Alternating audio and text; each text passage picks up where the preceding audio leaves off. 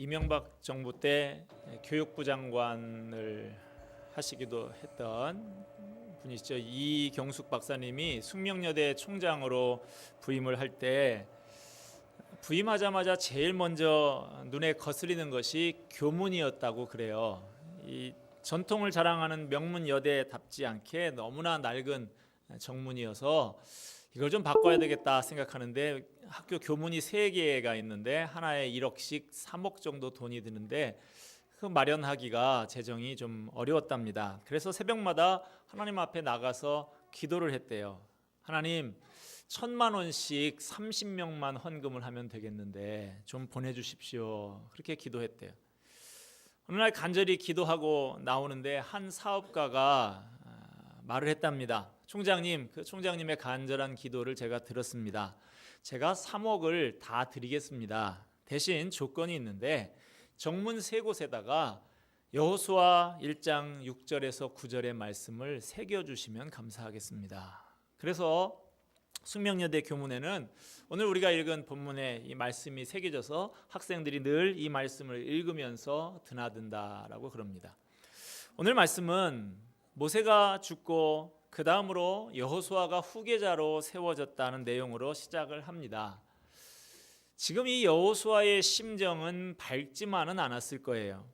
모세가 어떤 사람입니까? 애굽 제국의 억압 속에서 430년 동안 노예 생활을 하고 있던 이스라엘 백성 200만 명을 지팡이 하나 들고 탈출시킨 지도자입니다. 그리고 그 이후에 40년 동안 이끌었던 모세가 약속의 땅 가나안 땅 들어가기 직전에 죽었습니다. 이제 그 뒤를 이어서 가나안 정복의 여정을 이끌어야 할 지도자가 오늘 본문에 소개되는 여호수아예요. 너무나 위대한 전임자의 뒤를 잇는다. 엄청난 부담이고 대단한 스트레스였을 거예요. 이 백성 참 감당하기 힘든 백성입니다. 모세가 이들을 지도하는데 얼마나 어려움을 겪었는지를 누구보다도 잘 아는 사람이 그 부관이었던 여호수아예요.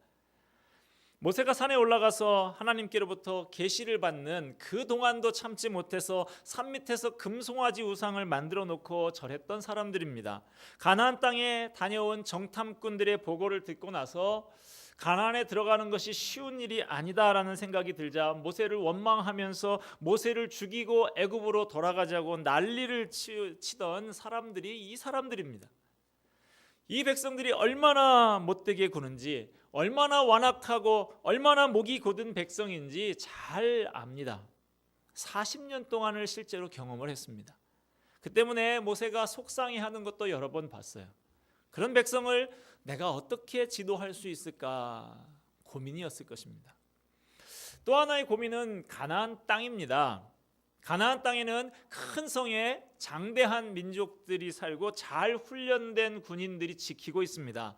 그런데 자신이 지금 이끌어야 하는 백성들은 광야에서 그저 하늘에서 떨어지는 만나나 쳐다보고 있는 오합지졸들이었어요. 게다가 긴 여행을 통해서 많이 지쳐 있었습니다.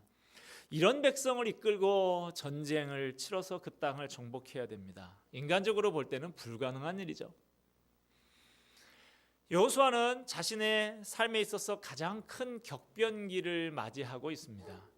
가나안 정복길은 새 지도자 여호수아에게 커다란 숙제였습니다. 그런 여호수아에게 주님께서는 이제 일어나 가라 라고 말씀하십니다. 이제 너는 이 모든 백성으로 더불어 일어나 가라, 건너가라. 과거 속에 묻혀서 살지 말고 새로운 출발을 하라고 말씀하세요. 모세의 무덤을 이제 뒤로 하고 앞으로 전진하라고 하십니다. 과거를 묻어두고 새 역사를 쓰라고 하세요. 모세가 죽었다고 하나님의 일이 끝나는 것이 아닙니다. 모세는 종에 불과한 것이죠. 아무리 모세가 훌륭했다 하더라도 새 시대의 일은 새 사람이 감당해야 합니다. 모세의 시대는 많은 역사와 은혜가 있던 시대였습니다. 먹을 것이 없을 때 하늘에서 만나와 메추라기 양식이 내려왔고, 물이 없어서 목이 가랄 때에 반석에서 샘물이 터져서 먹여주셨습니다. 그러나 그 시대는 끝났어요. 하나님은 이전의 은혜를 우려먹고 사는 것을 원하지 않으십니다. 새 시대를 맞이하기를 원하시고 새 은혜, 살아있는 은혜를 체험하기를 원하십니다. 2013년에 저와 여러분, 우리 교회가 받은 은혜가 큽니다. 그러나 2013년은 2013년일 뿐이에요. 우리는 다시 2013년을 살 수 없습니다. 우리에게는 하나님이 허락하신 새로운 2014년이 있을 뿐입니다. 과거는 아름다운 추억거리로 남아 있을 수는 있지만 과거 속에 묻혀서 사는 사람이 되어서는 안 됩니다. 어떤 사람은 툭하면 왕년에 내가 그러는 분이 있는데, 그 말은 다시 생각하면 지금은 그렇지 못하다는 말 아니겠어요? 과거의 생각이 현재를 붙잡고 있어서는 안 됩니다.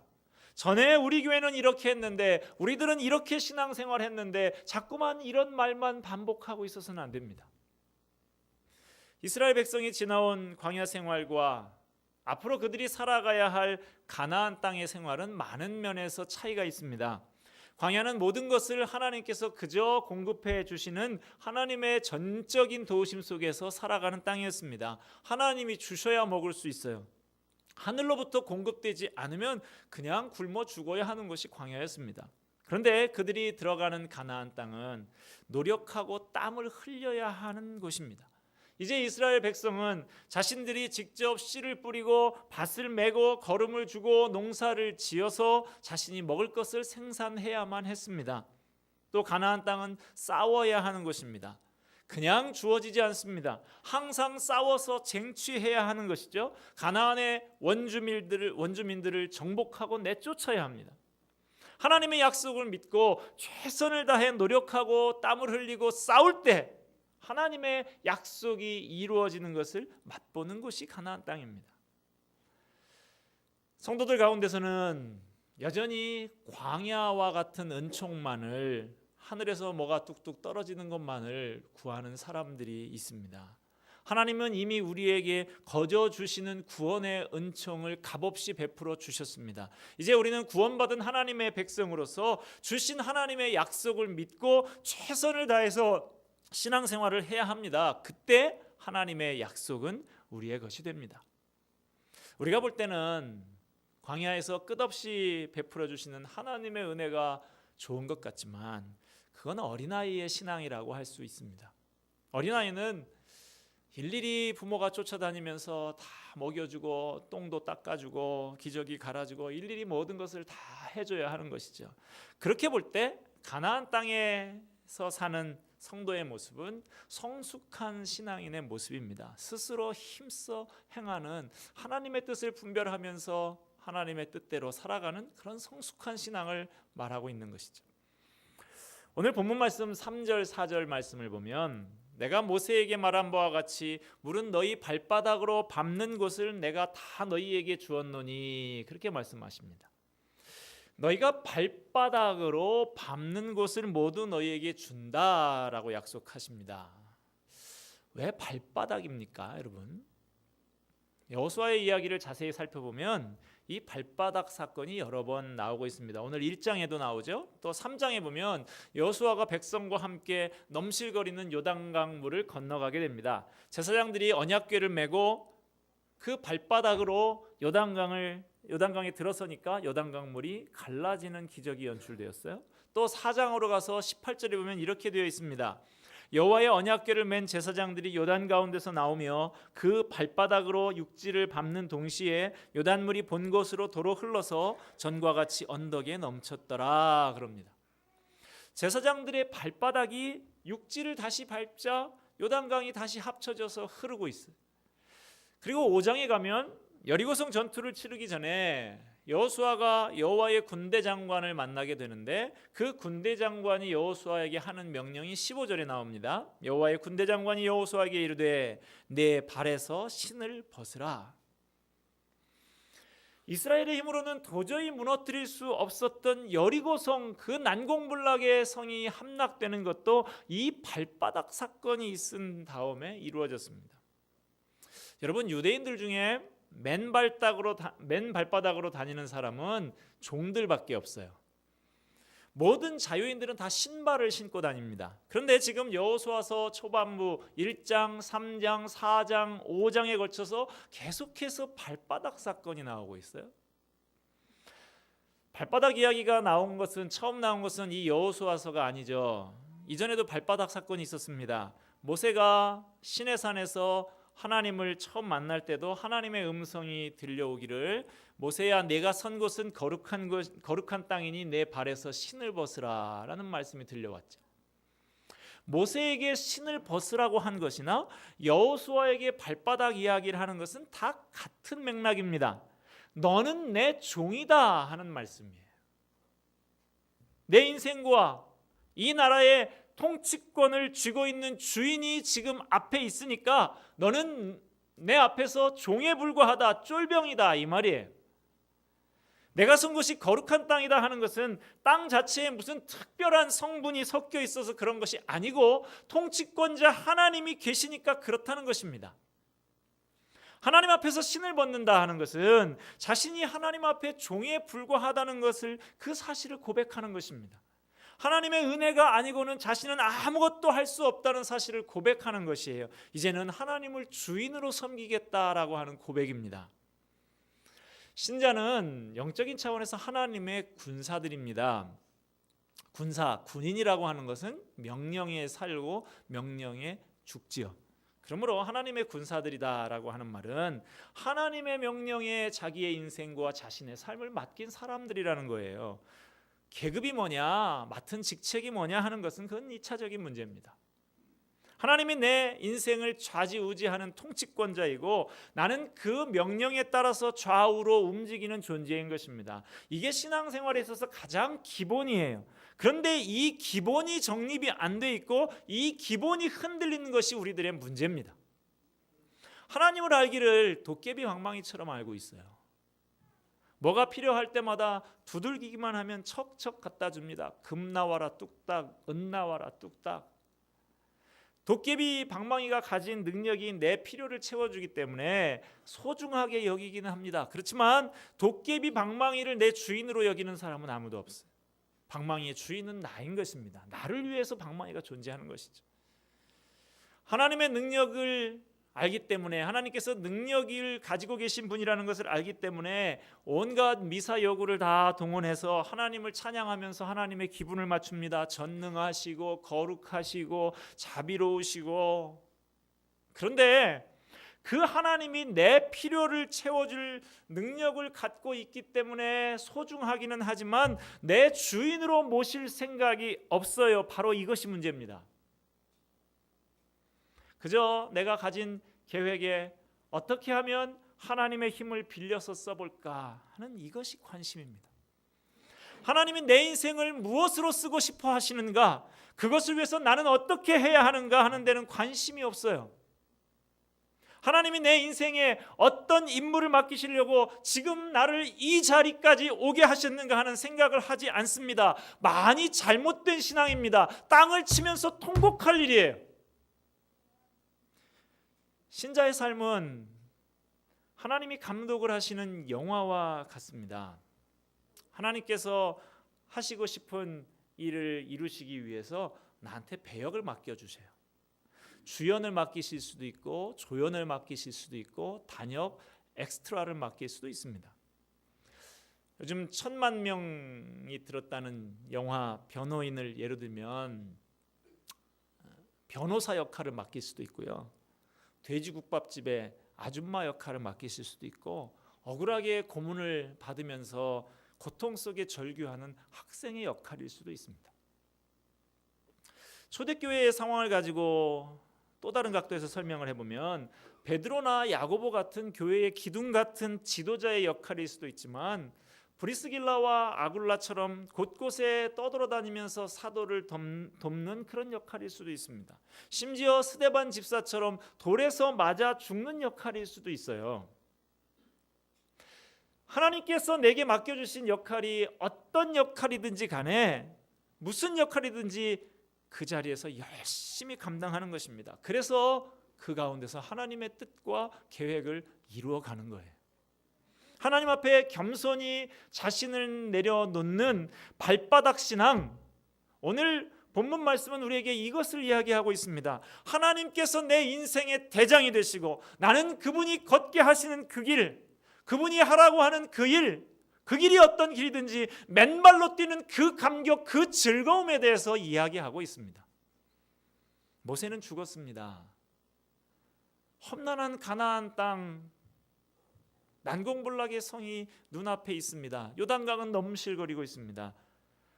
여러 가지로 마음이 복잡한 여호수아에게 다가오신 주님의 말씀이 뭡니까? 내 발바닥으로 밟는 곳은 모두 너에게 주었다. 내가 나의 종으로 살기 원한다고 하면, 내 뜻에 따라 살기 원한다고 하면 그 밟는 모든 땅 너에게 다 주겠다. 이미 주었다. 그러니까 일어나 걸어가서 넘어가라. 차지해라. 하나님은 두려워하는 여호수아에게 너의 평생에 너를 능히 당할 자가 없으리라 라고 말씀했습니다. 그 이유는 하나님께서 모세에게 함께 하셨던 것 같이 여호수아와 함께 하시기 때문이라고 말씀하세요. 하나님이 함께 하시면 이깁니다.